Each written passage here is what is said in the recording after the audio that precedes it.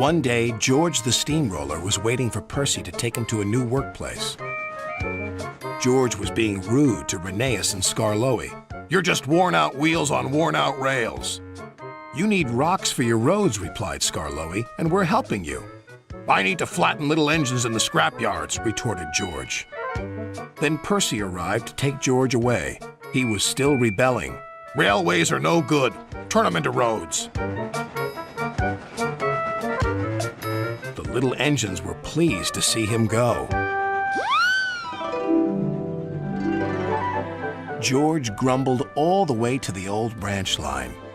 He was going to turn it into a road.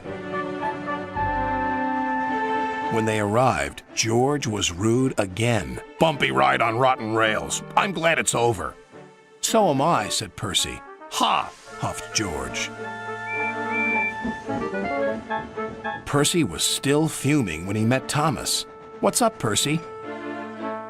"It's George. He makes me feel down." "Just ignore him," puffed Thomas. George was now enjoying himself. "Ripping up rails," he chortled. "What a life!" "What do you think of this, Thomas?" Thomas took no notice. George felt insulted. "You're a useless blue puffball." But Thomas didn't hear. "I'll show him who's boss." At last, the workmen reached the level crossing. "What shall we do here?" "Tear it up, tarmac it," said George. So they did, but not properly, and George knew it. Later, Thomas was traveling home on the same line. He was pulling freight cars filled with vegetables. The signalman had forgotten to warn his driver about the crossing.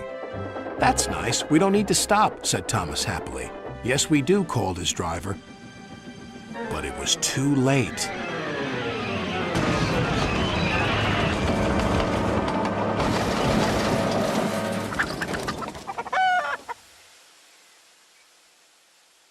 Next day, Percy told Gordon all about George. "Ha!" snorted Gordon. "You're just a small engine. That's why he's rude to you. He wouldn't dare cause me any trouble." George had been taken to some yards to work. Duck arrived with a train of empty freight cars.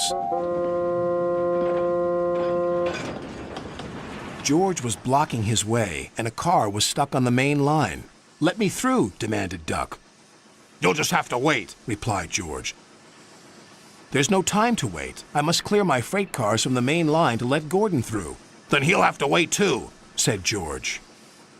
Duck's driver went to complain to the station master, but the signalman had set the signal to allow Gordon to speed through. His passengers were singing his praises, and he was making express time. "I'm the greatest! Just watch me fly by!" He whistled long and loud as he approached the station.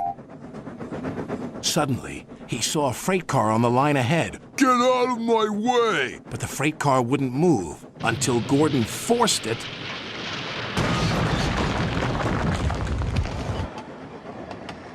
By accident. Gordon was worried that Sir Topham Hatt would be cross. He was, but not with Gordon. "Whoever caused this disturbance will have me to answer to." And he did, a few days later. "Look who's here," said Thomas. George had been found out by Sir Topham Hatt and punished. He looked miserable. "Now we'll get some peace at last," said Percy. "I want to get rolling again, but I've got to wait a whole week till I do." "And then you'll be just as rude as ever." "Eh, George?" "I hope not. Don't you?"